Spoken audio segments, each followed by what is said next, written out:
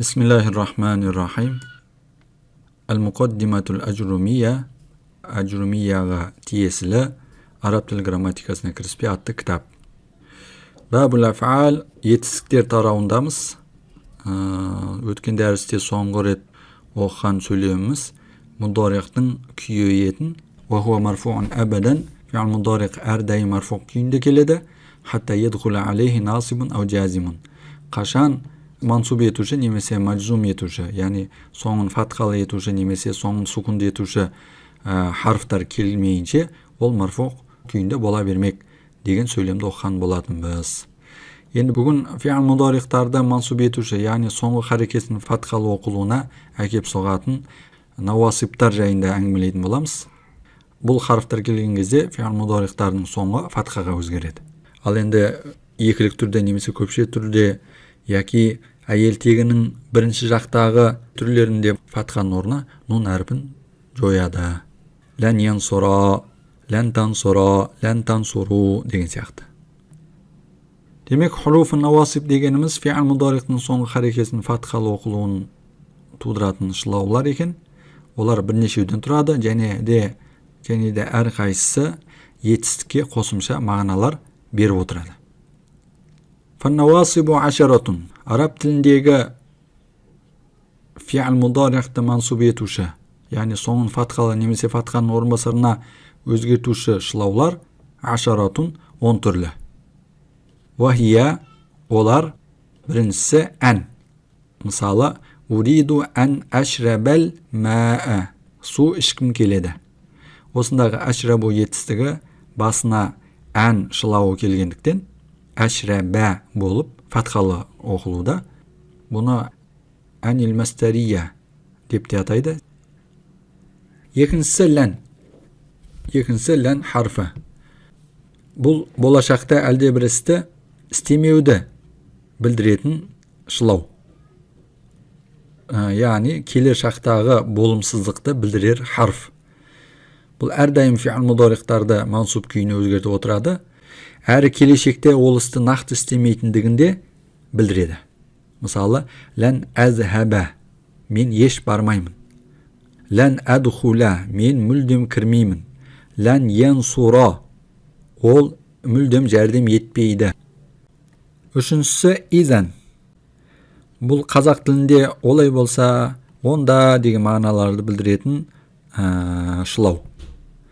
Bul köpnese elde biröwdün sözüne jawab retinde kelgen yetişliklerin basına geledi. Misaly bir dosuňuz sizge sa'azuraka godan dese, erteň seni ziyaretlap baram dese, siz ogan jawab retinde izan ukrimak deysiz misaly.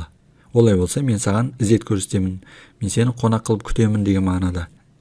Tağı bir misal dosuňuz sizge sa'ajtahidu fi durusi dese, derslerimi jakşylap daýyndalam degende siz ogan izan satanjaha deysiz. Olay bolsa jakşy netijeye kol jetkizesiň. Mana o şerde de tanjah yetişligi izan jagada şylaw gelgendikden tanjaha bolup fathaly okuluda. Birak izan harfiniň fi'l mudariqda mansub etүү üçin özündük şartlary bar. İzan sözü söylemiň basynda kelүү gerek. Egerde söylemiň ortasynda kelетін bolsa, özüniň keyingi fi'l mudariqda bul mansub etmeýdi. Ekinçi şartı özüniň keyingi keleten yetişlik kelir şakty bildirer manada boluu gerek. Egerde magnasy osy şakty bildirip tursa, onda ol кезде de bul izan sözü fi'l mudariqty mansub etmeýdi. Jana üçüncü şartı yetişlik bilen olsa izan harfinin arasına özge söz kirmegen boluu gerek. İzandan keyin birden yetişlik bastalyp ketken boluu gerek. Al endi arasına bir söz kireten bolsa, izan zaydun sayaji dese misaly. O кезде bul fi'l mudariqty mansub ete almaydy. Alayda üç söz türü kireten bolsa, onda ziyan jok diýdi galymlar. Misaly Allahi degen söz izan men yetişliktin arasında gelse, onda mansub ete beredi izan. Nemese ya yuhal degendegi ya nida Бұл да сол изан мен етістіктің ортасында келетін болса, онда мансуб ете береді изан. Сондай-ақ лән нафия келсе де араларына, онда да мансуб ете береді изан. Одан өзге, бұл үшеуінен өзгелері араға кірсе, онда изан харфы фи'л мудорихты мансуб етпейді екен. Төртіншісі кәй. Ва кәй мастария. Бұл қазақша үшін деген мағынаны білдіреді. Мысалы, удрус кәй танжаха. Жақсы нәтижеге қол жеткізуің үшін сабақ оқы. Тасаддақ кәй таналал ажра. Сауап алуың үшін садақа бер.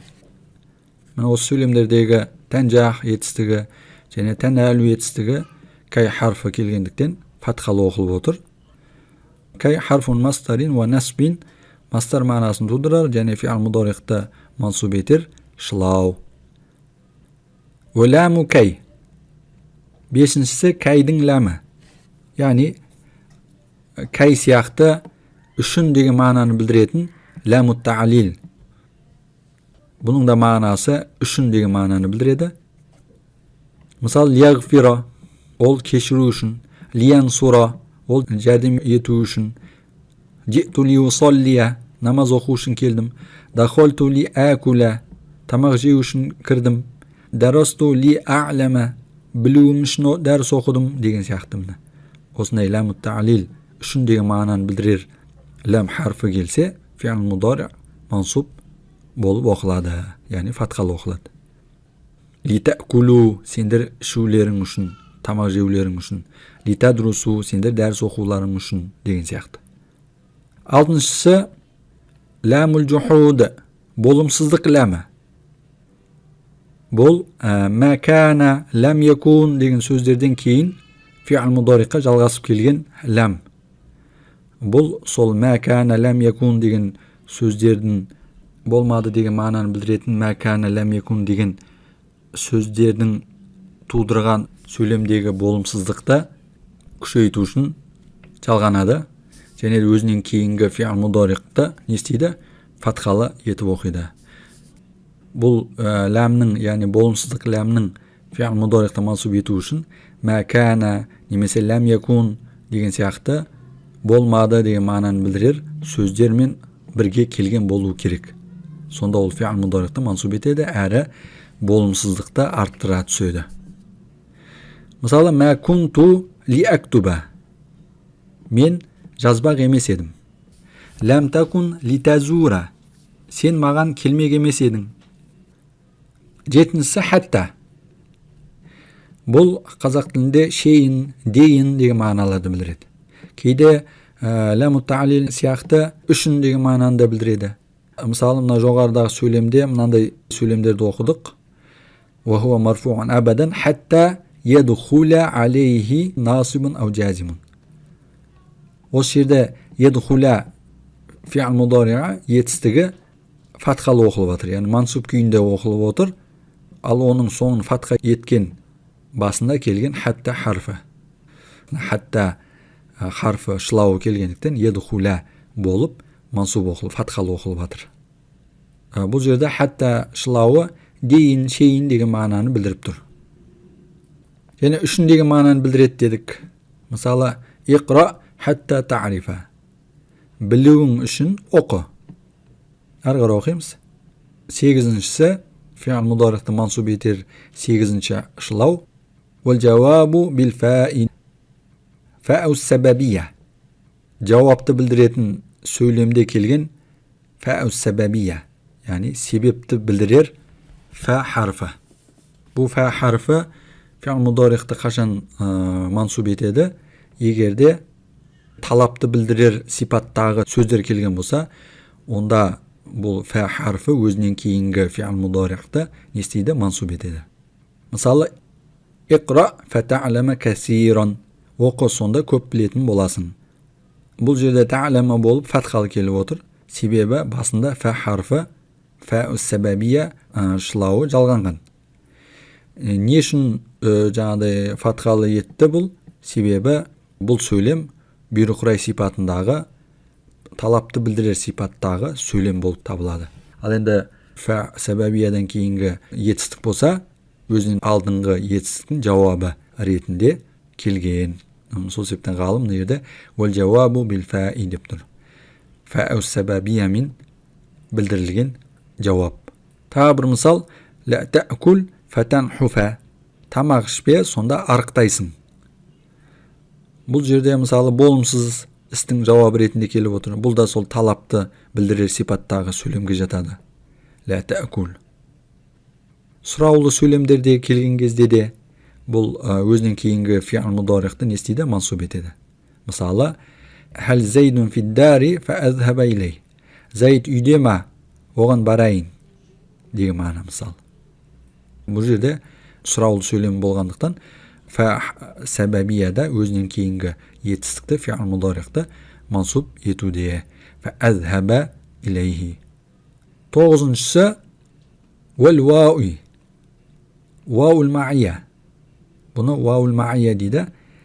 Бұл да сол фа сәбәбия сияқты бір шарты талапты білдірер сөйлемдерде келген болу керек. Мысалы, лайтали мәлән ва атасаддақа минху. Менде дүние болғанда ғой, оны не істейтін едім? Ва атасаддақа минху. Одан садақа берер едім. Сұраулы сөйлемдерде келген кезде де бұл өзінен кейінгі фи'л мудорихты не істейді? Мансуб етеді. Мысалы, хәл танаму ва ясхуа гойрук. Сен басқа біреу айғайлап атқан кезде сен ұйықтай аласың ба? Бұл жерде де ва харфа уәл ма'ия ясхуа фи'л мудорих соңын фатхалы етіп өзгертуде. Себебі вау бұл жерде ваул ма'ия мағынасында. Және де ол сұраулы сөйлемде келгендіктен. Бұл жерде ва ясхуа харфы ма'ия, яғни бірге деген мағынаны білдіруде. Және де лайтака танаму ва ясхуа гойрук. Басқа сенен өзгесі айғайлап жатқан кезде сен ұйықтасаң ғой деген сөйлемде де. Бұл да лайта деген тілекті білдіреді, дегенмен бұл да араб тілінде талапты білдірер сөйлемдер қатарынан саналады. Сол себептен бұл жерде вау ма'ия харфы, шылауы өзінен кейінгі етістікті не істеп отыр? Мансуб етіп отыр. Ваул ма'иялар негізінен екі түрге бөлінеді. Ол жерде айта кетейік. Зат есімдермен қосылып келген ваул ма'иялар, мысалы, сирту ва шати әл-бахри. Теңіздің жағасында жүрдім деген мағынада. Және екінші түрі фи'л мудорихтың басына жалғанып келген ваул ма'иялар. Осы сияқты ваул ма'иялар бар екен. Енді 10-шы фи'л мудорихты мансуб етуші 10-шы шылау ол әу деген шылау екен. Бұл фи'л мудорихты мансуб ету үшін сол кезге дейін деген ұғымдарды қолданған болуы керек. Сол мағыналарда қолданған кезде фи'л мудорихты не істейді? Мансуб етеді. Негізінен әу деген сөз араб тілінде немесе деген мағынаны білдіреді. Бірақ бұл кейде сол кезге дейін деген мағынаны білдіретін кездер болады. Ондай болған жағдайда, ондай мағынада келген кезде не істейді екен? Өзінен кейін келген етістікті фи'л мудорихты мансуб етеді екен. Бұны арабша кітаптарда илля мағынасында келу керек, немесе иля мағынасында келу керек деп сондай шектеу қояды. Мысалы, ла адриб ау янсура десе, ол жәрдем бергенге дейін ұрамын деген мағынаны білдіреді. Немесе тек жәрдем етсе ғана ұрмаймын. Ол жәрдем бергенге дейін ұрамын, жәрдем етсе ұрмаймын деген мағынада. Немесе жаңа айтып өттік, иля деген мағынада қолданған болу керек дедік. Осындай илля мен иля мағыналарда қолданған жағдайда не істейді екен? Әу шылауы өзінен кейін келген фи'л мудорихты мансуб етеді. Міне фи'л мудорихты мансуб етуші 10 түрлі харфтарды да оқыдық. Бұлар фи'л мудорихтың басына жалғанып келген кезде фи'л мудорихтың жекеше түрлерінде соңын фатхал етеді. Ал енді екілік түрлері мен көпше түрлерінде және әйел тегінің бірінші жақтағы қалыбында қолданған кезде соңғы нун әріпінің түсіп қалуына әкеп соғады. Мысалы, янсурони ол екеуі не істеп отыр? Жәрдем етіп жатыр, жәрдем етеді.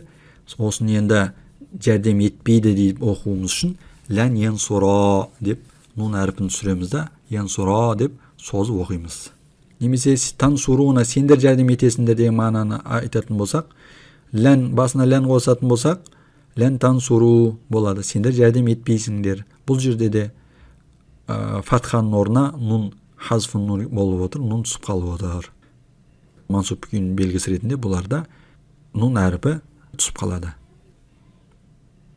Вал-жавазиму 18 дейді. Ал енді фи'л мудорихты маджзум етуші, яғни соңын сукунды етіп өзгертуші харфтар, шылаулар, олар 18 түрге бөлінеді дейді. Ол жайында Құда қаласа келесі дәрісімізде оқимыз. Валхамдулиллахи раббил аламин.